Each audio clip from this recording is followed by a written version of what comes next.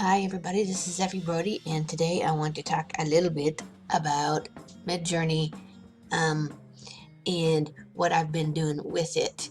It is fast becoming a very popular, viral sort of way to make art, and yeah, it's met with some criticism because it's an AI, artificial intelligence bot doing the art for you, and all you're doing is punching in the prompts. I mean, you get some random results, and then if you're really an artist, then you will take the results into Photoshop and then fix them. I've seen a lot of people doing the um, the bashes on here and making their own amazing stuff out of what's coming out of MidJourney. So I mean, this was a practical upshot to me when I thought about maybe using backdrops. This man over here on YouTube had made this backdrop with MidJourney, and I thought that would be a good idea if I was going to make backdrops in Second Life, or like for my ads, and then put my character on over that backdrop. There's a lot of practical applications for it without actually needing full on a subject matter. It makes amazing backgrounds, I think, as well. So going back to what I've done, this is the prompts that I have used. I started out doing taxidermy squirrel, crystal ball, skull, and it just kind of jammed everything together. It gives you four results to begin with, and then you take, like, if you want to upscale them or get different versions of them or something. I could have played with that a lot. I like this one because it was real looking, even though everything is jumbled up like you just had a stroke. I mean, most of these pictures do look like that. And so then I took some hints from some other people and tried an enormous glass tube filled with Giger stuff. And you can't say bodily fluids. There's a lot of words that are not allowed. So I tried doing corpses the other day. Couldn't do it on this one. I was able to do it on Dall-E though. So I took this glass tube and I enlarged that one and saved it.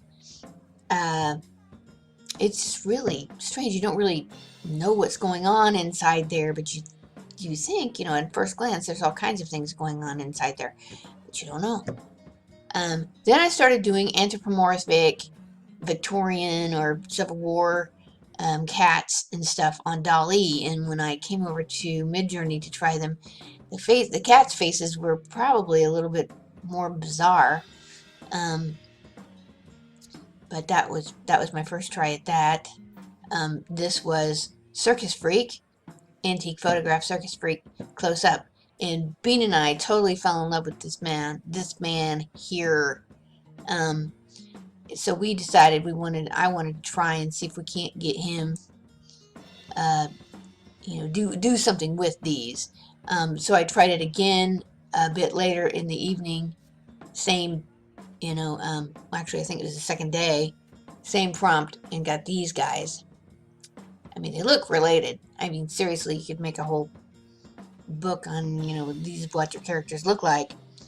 On this one, I said photorealistic, long-haired guy like Nuno Betancourt. So basically, what I got was a painting of Nuno Betancourt, and well, that one kind of looks like.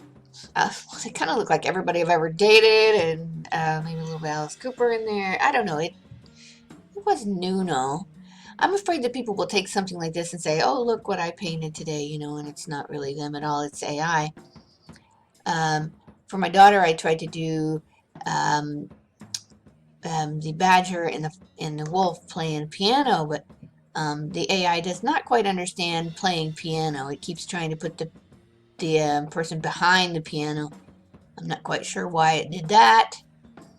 Some other prompts I did with pictures, and it totally didn't look like either me or the Ace Cafe in England, but those were the prompts on that. I actually put an actual picture of me in that for that one.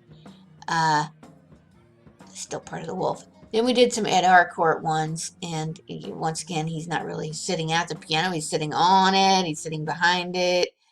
Um, this one I put long coat in Ed Harcourt, and then basically we got a couple of them that didn't even have his head. Actually, three of them don't have his head. This is not really even look like Ed. This was Brian Setzer pencil, like a black and white photo, and totally not Brian Setzer. If you covered up half of his face down here in the bottom, it looks like he's demonic or something over here. Pretty weird. This was a prompt where I was trying to get it to show what I would look like if I described myself. Like a middle-aged blonde woman with long hair sitting at, two computer monitors playing Second Life, drinking Michelob Ultra, and it didn't even put, and these are supposed to be two computer monitors, and it's pretty funny. So I went back to anthropomorphic, and I tried to do Sphinx cat, and I think only maybe one of them looks like an actual Sphinx head. Then I did bearded woman, antique photograph of a circus freak bearded lady, and that's just amazing stuff. It just looks like she did exist. And this was a gypsy sideshow freak. Well, I don't think that's sideshow freak at all. It's just a woman. And two of them don't really have a head. But I did Art Nouveau. I put Art Nouveau in that, so I'm getting like way awesome costumes. And basically, if you take that into Photoshop and you put a better face on there, I mean, basically, it's awesome. Basically, you're gonna have to maybe do the hands and faces in Photoshop, and add elements of things that you want. These guys, I think you could frame them in some old antique frames, and no problem selling those at an oddities fair all day long, you know what I'm saying? If you're going to do that.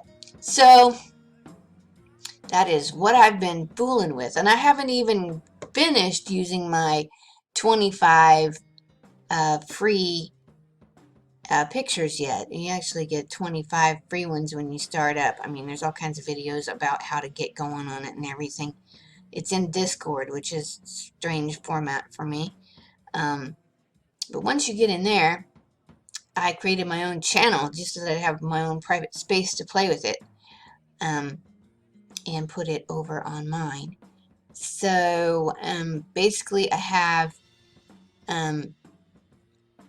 the free thing going right now. I only have like 9 maybe pictures left to go, something like that. I've only used like half of them, as you can see. I didn't upscale a lot of these. I upscaled this first circus guy in Photoshop, and it turned out decently enough that I didn't feel like wasting one of my credits to make any of those guys bigger. But I'm getting ready to do a subscription to it for, like, I'm going to do the $10 one because I'm not very rich around here. And I just have to, as I thought, maybe budget my, if I do like 50 pictures a week for a month, then I would, know that I was within my budget of, creating. And I'm probably going to heavily rely on upscaling my own unless it's just unbelievable and I absolutely have to have it.